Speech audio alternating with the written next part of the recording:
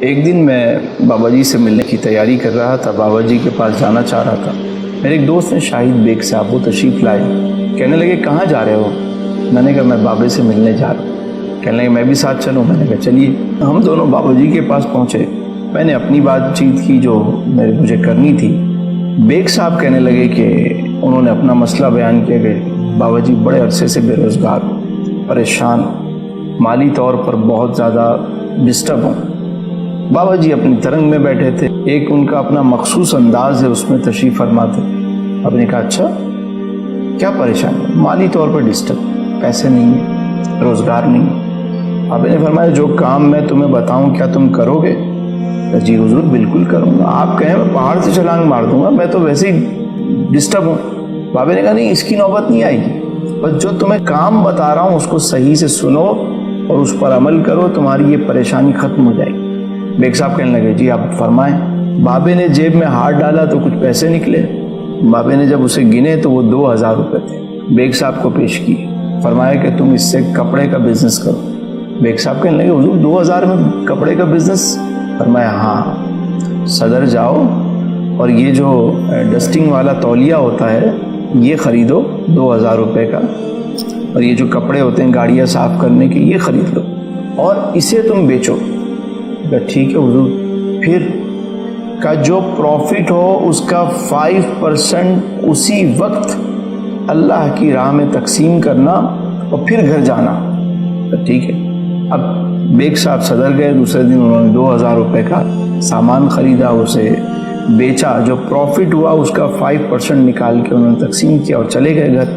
دوسرے دن ان کے پاس مال خریدنے کے لیے 2500 روپے تھے، انہوں نے 2500 کا مال خریدا اور شام کو 5% تقسیم کیا، چلے گئے۔ تیسرے دن ان کے پاس 3000 روپے تھے۔ اس طرح ان کا بزنس چل نکلا۔ پھر کیا ہوا کہ انہوں نے ایک اسٹال لے لیا، ایک ٹھیا لے لیا وہاں پہ۔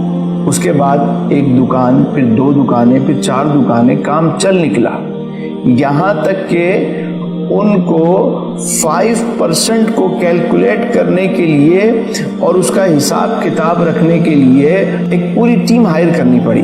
شروع میں تو وہ یہ کرتے کہ جو 5% ہوتا اس کا کھانا پیک کراتے اور جاتے ہوئے راستے میں وہ کھانا تقسیم کرتے ہوئے گھر چلے جاتے۔ جب کام بڑھ گیا تو پوری ٹیم اس کو مینیج کرنے لگی۔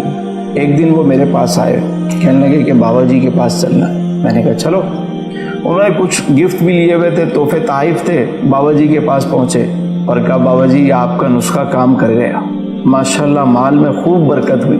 بابا نے کہا بیٹا زکوٰۃ تو سب نکالتے ہیں، زکوٰۃ نکالنے کا تو حکم ہے، مزہ تو جب ہے کہ اپنی وائٹ منی سے بھی خرچ کرو اور کوئی بزنس میں اللہ کے لیے کوئی حصہ مقرر کر لو، آپ دیکھو اس سے آپ کا بزنس گرو کرے گا۔ اللہ کو جب تم پارٹنر بناؤ گے تو اس کام نے چلنا ہی چلنا ہے۔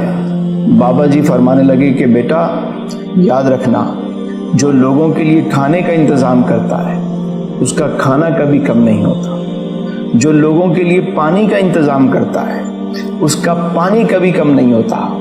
اگر تم چاہتے ہو کہ تم اور تمہارے بچے بیمار نہ ہوں تو لوگوں کے لیے علاج معالجے کا انتظام کر دو، مریض کے لیے علاج کی سہولت فراہم کر دو۔ اور اگر تم چاہتے ہو کہ تمہارے گھر کی عزت محفوظ رہے تو غریب کی بچیوں کے لیے چادر اور ان کے لباس کا انتظام کر دو۔ اگر تم چاہتے ہو کہ تمہارے علم میں اضافہ ہو تو لوگوں کو علم بانٹنا شروع کر دو۔ جو چیز اللہ کی راہ میں خرچ کی جاتی ہے اس میں اضافہ ہی ہوتا ہے۔